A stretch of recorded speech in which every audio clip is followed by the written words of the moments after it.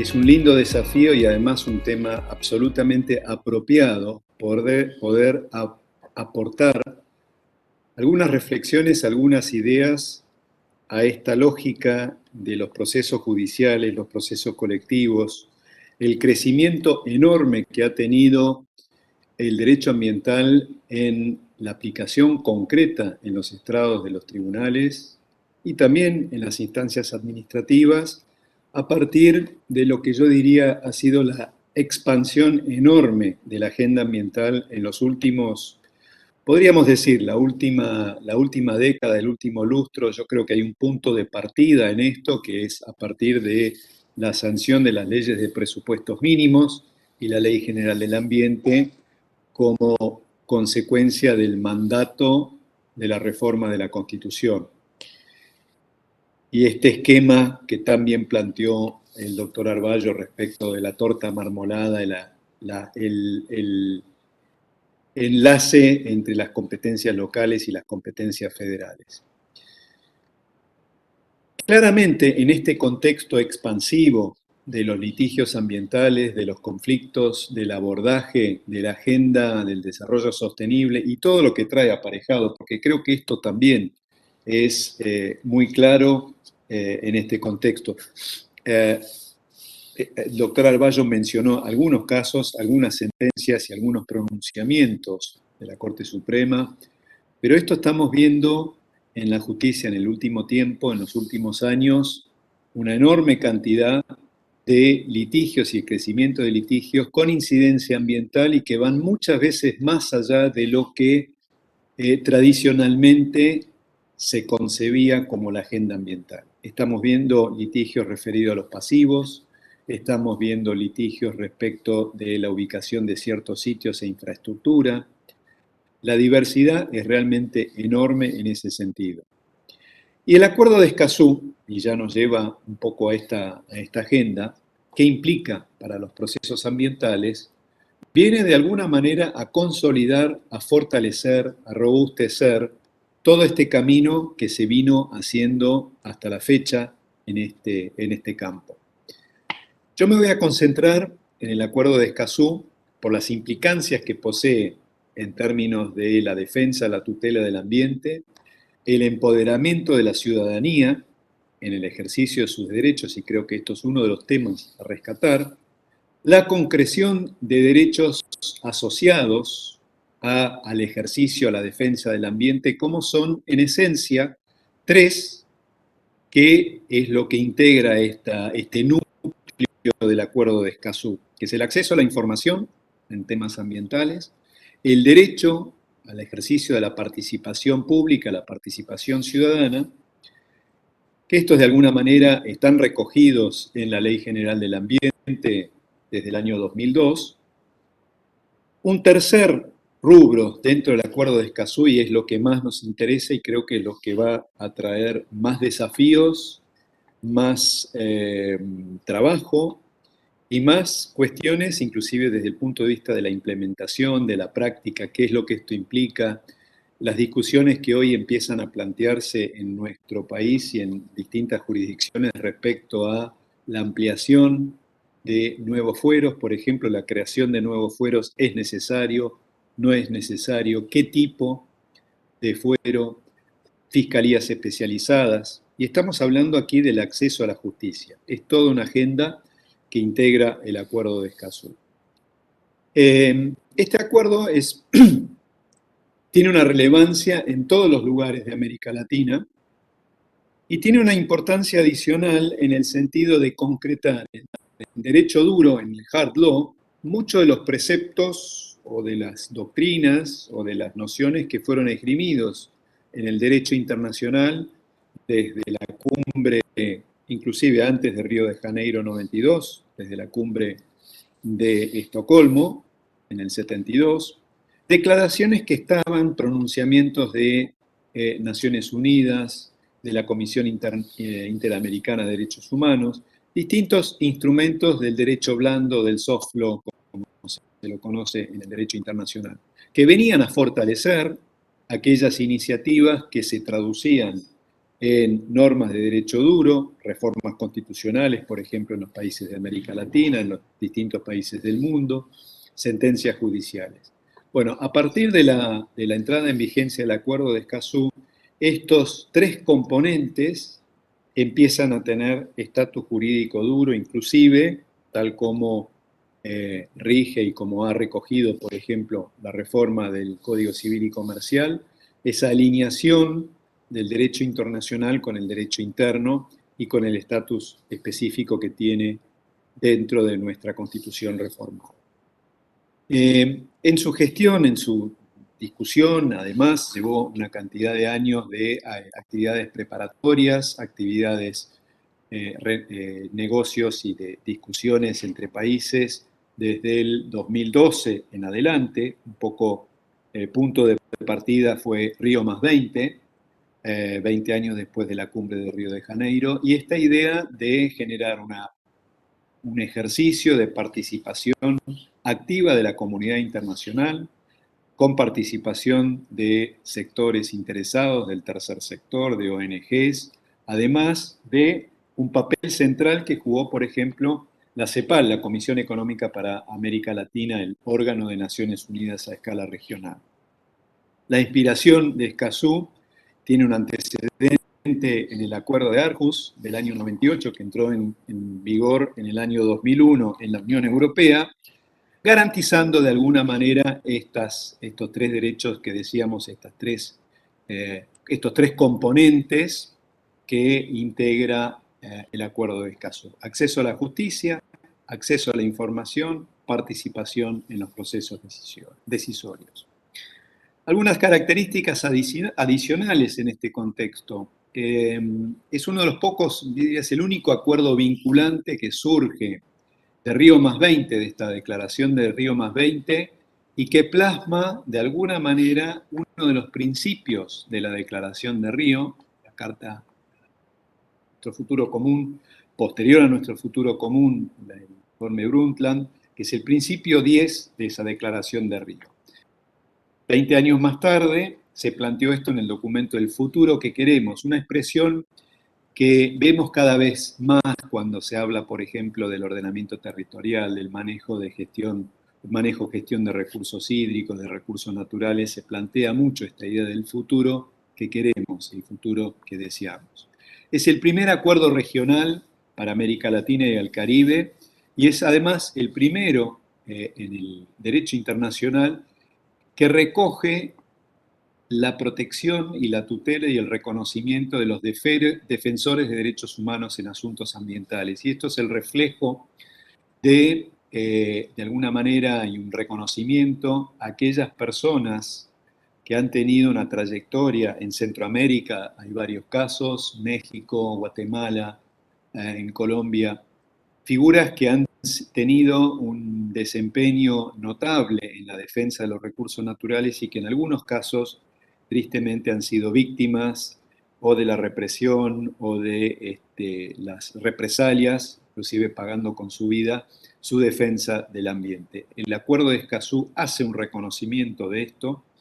y de este fenómeno, un poco en línea con un movimiento que se está dando en el resto del mundo en este contexto, y yo creo un poco exacerbado y acentuado con la aceleración del fenómeno del calentamiento global y lo que esto afecta e incide sobre algunas poblaciones expuestas y vulnerables en el mundo. Leyendo en estos días, por ejemplo, hay un reclamo contra el gobierno de Australia de los habitantes de las Islas Torres, afectados por el calentamiento global. Son islas en el Pacífico, claramente vulnerables ante este escenario, y hay un reclamo en este contexto por lo que significa en su menoscabo y en su afectación específica por ser pequeños estados isleños respecto del calentamiento global. Cada vez creo que vamos a ver más estos reclamos asociados a derechos humanos y cuestiones ambientales. Luego de estos años de discusión, de debate, del 2012 hasta el 2018, en que se firma efectivamente el acuerdo en Costa Rica, en la localidad de Escazú, en Costa Rica, y termina depositándose en Naciones Unidas en septiembre del 2020, entrando en vigencia en abril de este año con la suscripción y la firma, si mal no recuerdo, de Uruguay, que cumple con la cantidad de ratificaciones necesarias para su entrada en vigencia. Nuestro país ratifica el acuerdo mediante la ley 27.566, justamente en abril del año pasado, en abril del 2021. Algunas cuestiones ligadas al acceso a la información pública, al acceso a la justicia, a la participación que surgen de Escazú y que tienen gravitación e importancia en, en esta aparición y la necesidad de gestionar y manejar esta demanda que está incidiendo sobre el sistema de la administración pública y del sistema judicial. En materia de acceso a la información pública, que tiene su recogimiento dentro de nuestro país, en dos normas y en algunas herramientas en este contexto, y que de ser una exigencia o de una condición que hace a las exigencias del sistema administrativo, la obligación estatal, por ejemplo, de contemplar un sistema que resuelva la información y que evacúe el acceso a la información, pero es también, recordemos, una de las bases de ese sistema republicano y hace al funcionamiento de una democracia efectiva. Realmente hablar de participación, hablar de una democracia participativa sin información, sin acceso a la información y ejercicio de estos derechos en función de esto es un poco ficticio. De hecho, esa declaración de Río +20 hace este vínculo que mencioné antes, hace este vínculo entre el desarrollo sustentable, la democracia y la importancia que reviste una democracia efectiva y participativa en este desarrollo sostenible. Tiene que ver con la transparencia y esto es clave. Creo que además la ciudadanía en la región, estamos viendo los conflictos, estamos viendo los reclamos de la ciudadanía en distintos países de Sudamérica, Chile, Colombia, Perú, los reclamos en términos de transparencia están en muchos casos con la calidad institucional. Fue considerado además derecho humano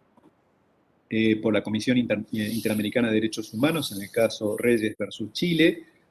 íntimamente ligado a la libertad de expresión o la libertad de opinión, en este sentido del acceso a la información pública.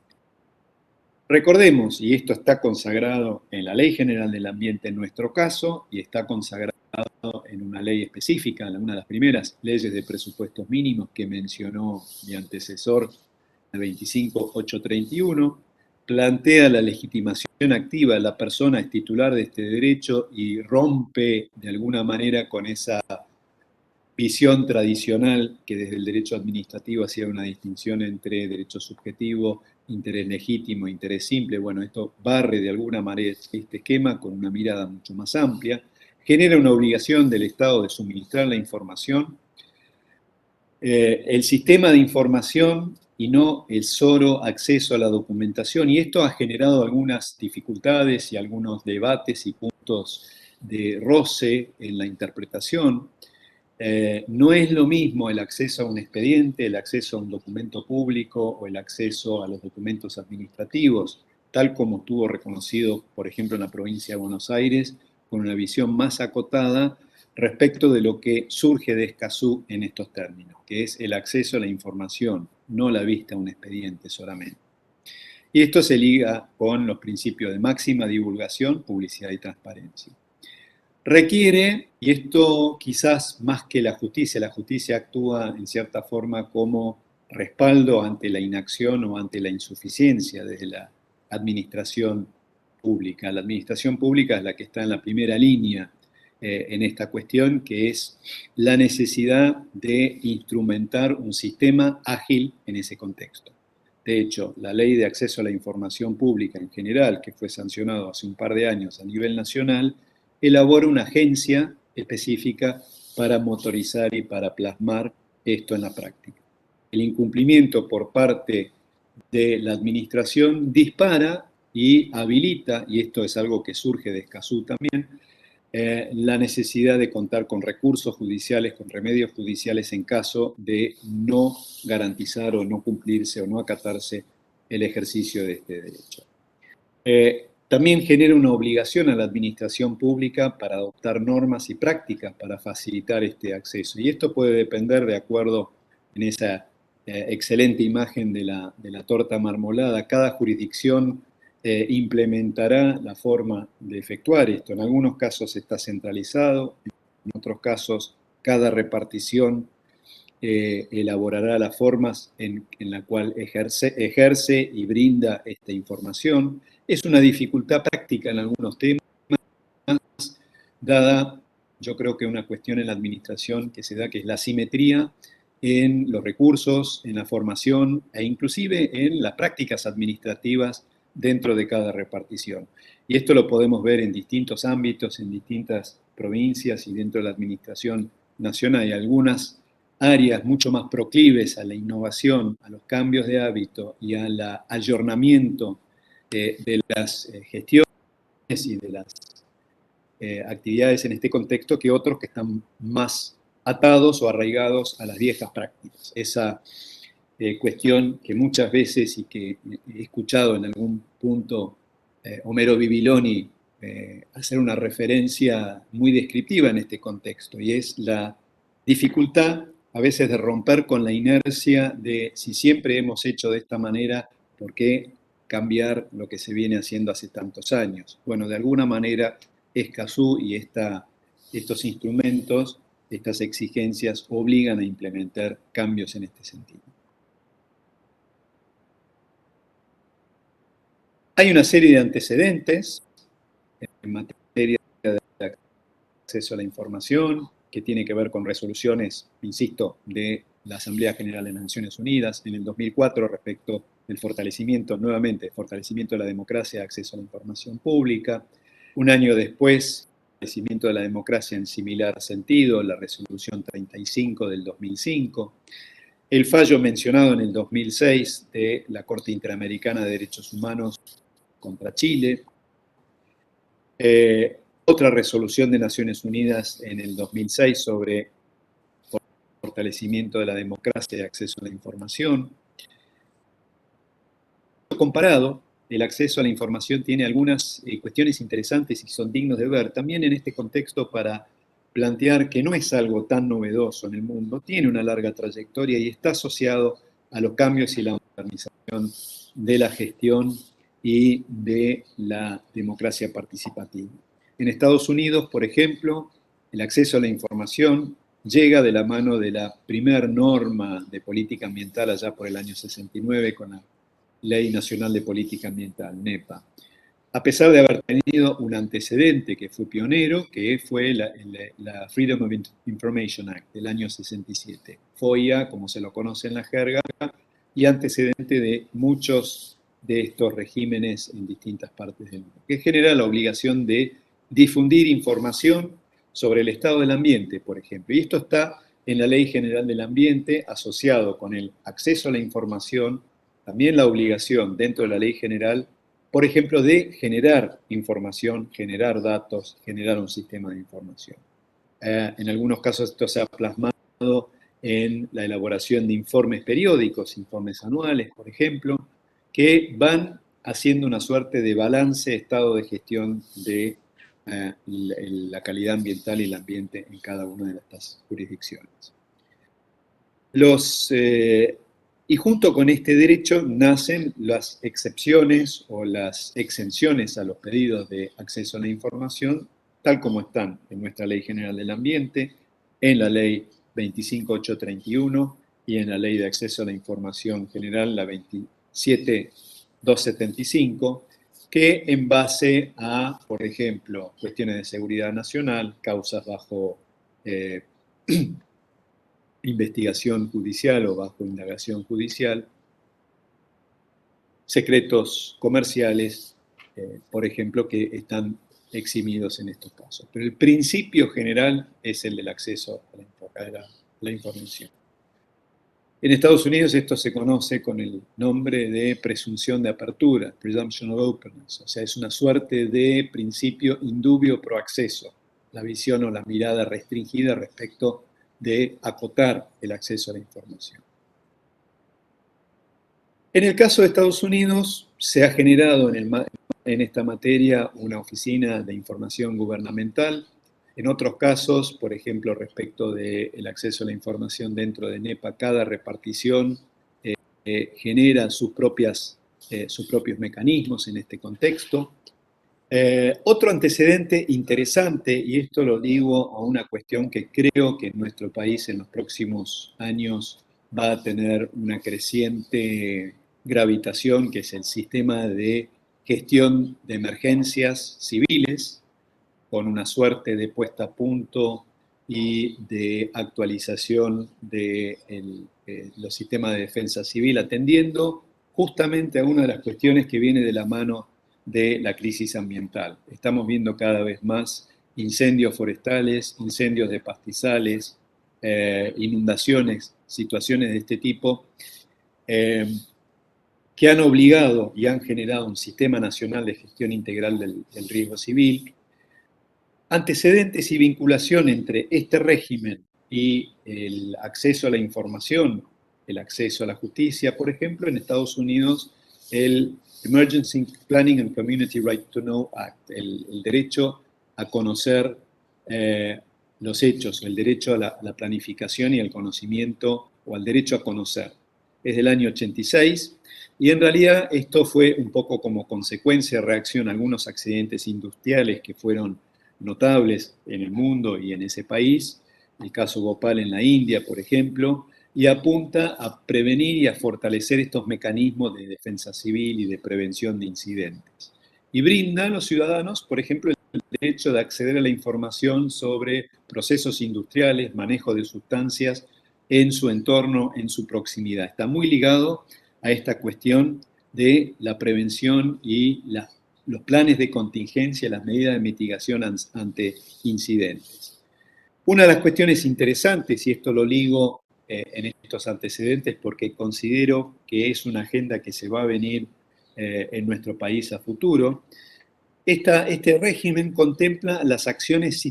ciudadanas, las acciones de prevención a cargo de los ciudadanos, en el caso tanto para obtener la información o ante la inacción del ámbito público en este sentido.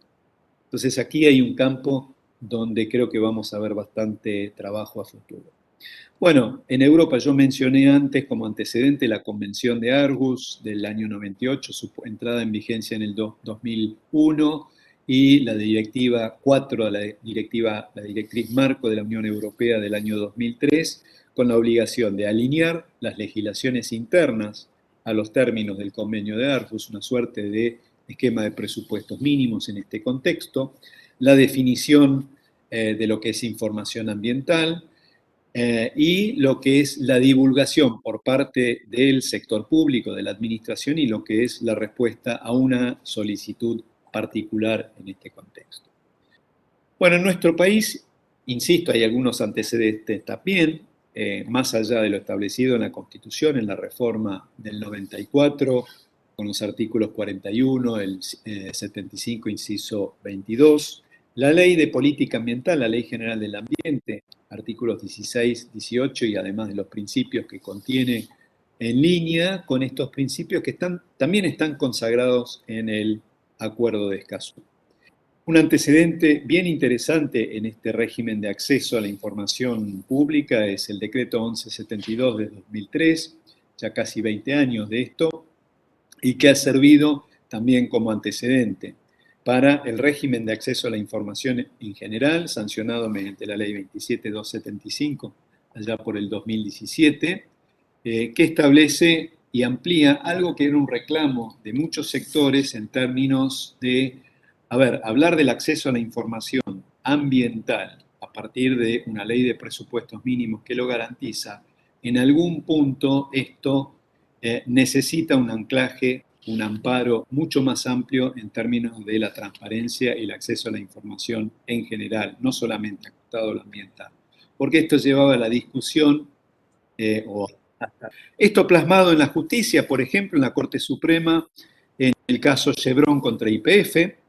que fue todo un hito respecto, por ejemplo, a la necesidad de contar con la información respecto del contrato que había firmado esa empresa con el grupo Chevron para el desarrollo de los yacimientos no convencionales en Neuquén, y todo un planteo respecto de los aspectos que vinculaban o que tenían que ver con la gestión ambiental en ese contexto.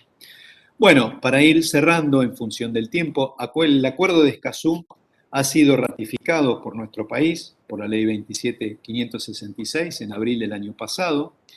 Es una complementación, a mi entender, y fortalece, apuntala las normas de presupuestos mínimos en vigencia y la reforma constitucional.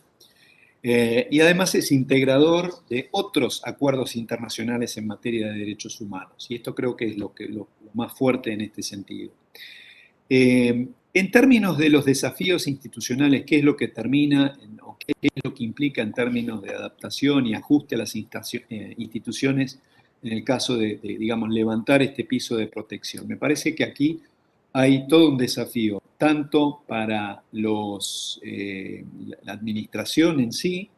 en términos de ajustar los procedimientos para cumplir con esto, lo mismo que la participación ciudadana, pero hay un enorme desafío también en términos del acceso a la justicia a partir de Escazú y qué es lo que esto implica, por ejemplo, para la administración de la justicia, en términos de plantearnos si los mecanismos actuales de acceso a la justicia alcanzan para cumplir con estos pisos o estos parámetros que establece Escazú. Y ahí hay toda una cantidad de agendas que creo que se abren a futuro en términos de cómo se tutelan estos derechos en el caso de los sectores más vulnerables, por ejemplo. Hay todo un interrogante. ¿Qué debe hacer el Poder Judicial para ayornar su funcionamiento y sus mecanismos a estos marcos, a estos esquemas a futuro? Desde el ámbito público, los organismos están preparados para satisfacer estas exigencias de Escazú. Yo creo que hay una enorme necesidad de decir, bueno, como país, ¿podemos cumplir con esto? ¿Qué es lo que implica? ¿Qué recursos hay que asignar con esto? ¿Qué pasa con la participación? Y esto, la verdad que me concentré mucho más en el acceso a la información que en la participación, en el acceso a la justicia, pero hay que entender los tres puntos en este contexto. Hay todo un desafío respecto de